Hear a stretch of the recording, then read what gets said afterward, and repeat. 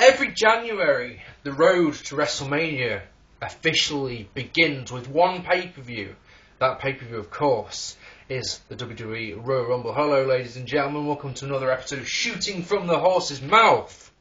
Royal Rumble 2010 review for you tonight. But first, before we talk about that, a sad little bit of news. It would be remiss of me to do this review without mentioning the greatness that was Jack Brisco, former NWA champion who unfortunately passed away this morning.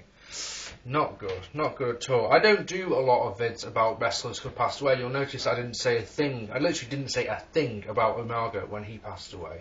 I don't believe in doing vids to, you know, a lot of people do these vids just to get views. You know, Umaga, for example, died. A whole flood of vids appeared, you know, for people who never had a good word to say about Umaga, never had a good word to say about him, and then were singing his praises. I'm not that type of guy. Anyway, yes, so former NWA champion and a good one at that, and of course was brother of Gerald Brisco. They were a good tag team back in the day. They were. Anyway, the Royal Rumble. Yes.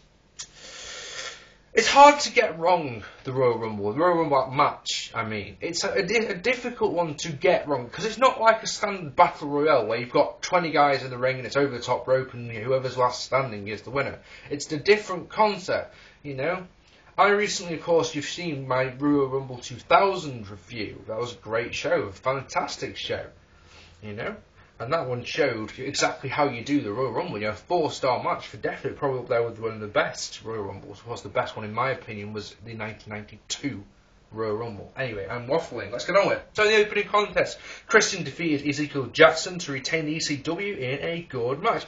I still like the ECW title belt, it must be said. I think everyone in the world was expecting this one to be crap, and it wasn't. It genuinely wasn't. Anyone ever noticed that Ezekiel Jackson's music is a remix of the old Brawl for All theme?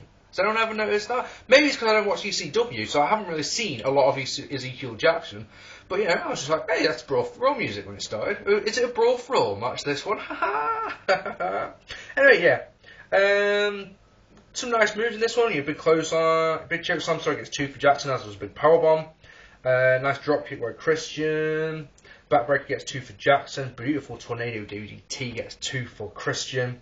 Funny moment, as Matt Striker mentioned, the last time the ECW title had changed hands in that there city was when Vince McMahon won the ECW title. Michael Cole, in one of the few things he actually says that I agree with, says, "I've tried hard to forget that moment." And it's like, yes, haven't we all, Michael? Oh, yes. Anyway, a kill switch gets the win for Christian. I gave this one 2 stars. I thoroughly enjoyed it.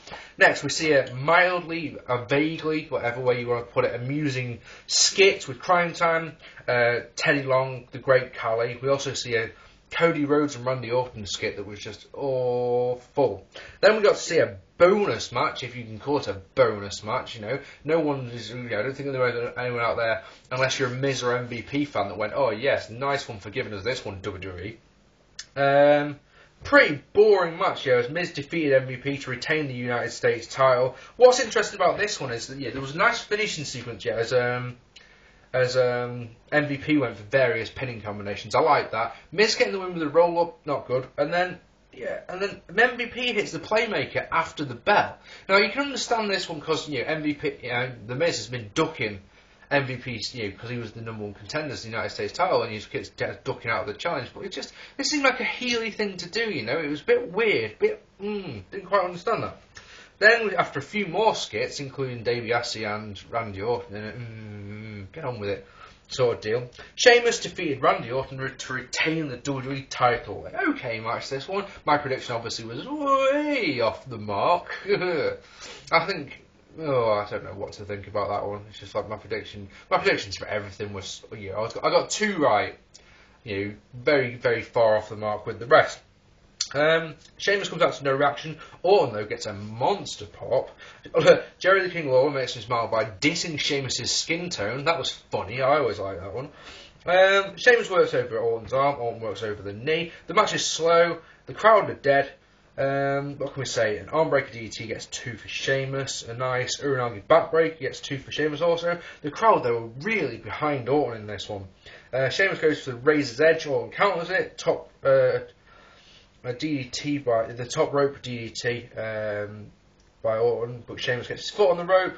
Cody Rhodes comes out of the crowd, takes out Sheamus. Orton hits the RKO, but the referee calls for a disqualification. Now that bit, the match, was pretty crap. But you know, it probably would only get like 1.5 stars if you're a generous soul, in my opinion. What happens next, I like though, as Cody gets to the ring, starts pleading his case, saying, I was only trying to help you. Orton batters him good and proper. Then DiBiase comes out and tries to break it up, and he gets beat as well. So you got Legacy cowering in the corner, like, no, please, Randy, no. And Orton's here really berating, and Orton turns around and eats a big boot from I don't know why I put a Scottish accent on for an Irish guy. That doesn't work, does it? Anyway, eats a big boot from Sheamus. Scottish accent, man. I can't do an Irish accent. I don't know, you're going to try. If I offended anyone who's Scottish, I apologise. That was a poor impression, wasn't it? And then we moved on. Mickie James defeated Michelle McCool to win the women's title. More of a segment than a match. Interesting how to feel about this one, because the actual match, but you can't... If you were going to give it a rating, you give it a dud because it was one move. Although the move was nice, the Mickey T or Mick DT, the DDT, whatever. Michelle took it on the top of her head, fantastic. But you know, there's an actual match. It was poor. It's tough hard to feel because this storyline is horrifically bad. You know, why diss Mickie James's weight just because she's not a cookie cutter woman? Yes, she's had the boob jobs, you know, she's got some meat on her frame, and that's not a bad thing. How many women do you meet in the street on a day-to-day basis who look like a WWE diva? You know? But at the same time, it was just like, I mean, watching the build-up package for it was just like, can you please get on with it? Please? Johnny Thunder put it best on his review, where he said he went into the bog and came back and the match hadn't started yet. It was that long. You know, if you went for a piss break, you came back and you're like, what, is it still not done? Damn, you know, it was just like, anyway, after the match, all the divas come out and they throw a cake at Layla and Michelle McCool. This could have been done on SmackDown easily, would have achieved exactly the same result, in my opinion. That's just my opinion. Next, match number 4 was Undertaker defeating Rey Mysterio to retain the World Heavyweight Championship. Classic big guy, little guy match. Power versus speed, obviously. 619 is countered into a tombstone attempt. We've got springboard crossbody is countered into a big boot. Ray works Taker's right leg. And I say moonsault to the outside, which busts Taker open it looks like he busted his nose open. Interestingly, the match isn't stopped.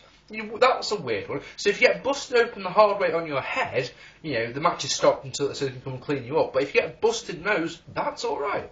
That's weird, to say the least, isn't it? Very, very, very, very weird. Jerry Lawler says that he didn't know Taker's blood is red for dumbass comment probably of the year. Oh yes. How many times, Lawler, this is directly to you, how many times, Lawler, have you seen The Undertaker get busted open in a match? In what? If you just go through the last 10 years of his career, if you from 2000, how many times has The Undertaker been busted open? And busted open good? You know, it's, you know, comments like that really make me fucking vexed at Jerry Lawler. I mean, I don't like the guy at the best of times. The guy is an idiot. But comments like that bug me. Really, really bug me. Sidewalk song gets 2 for The Undertaker, a jawbreaker, then a dropkick, then a leg drop, resulting in 2 for Ray. Last ride is countered. 619, followed by a second 619. Ray goes to the West Coast pop. Taker counters it into a last ride for the 3. I enjoy this match a great deal. I'm going to go with 3.5. On my notes, I've got it written down as 3. But thinking back, I've watched this show twice to make sure my ratings are right. The second time, I gave it 3.5. It's a great match, fantastic. And then, of course, what we all came to see, onto the Royal Rumble match. So, Dolph Ziggler is number 1, and Evan Bourne is to number 2, and they do quite a nice little bit of wrestling between them, to be honest. You've got to give them credit where it's due. They do a nice little bit, Bourne even hitting the shooting star press. And then CM Punk is number 3. Digging his heel beard, by the way. That's fantastic. Liking that a great deal. He eliminates both men, then gets on the mic and starts doing his preacher gimmick, which I'm absolutely loving. JTG is number 4. He beats on Punk briefly and then gets tossed out. So Punk grabs the mic again and continues with his promo. Literally where he left off. It's brilliant. Great Khali is number 5. Punk tries to save Khali but gets chopped, and then Punk Khali locks on the Vice, which has got to be the worst finishing move of all time. Ha, I'm squeezing your head and you've got to sell it. Unlucky. Awful.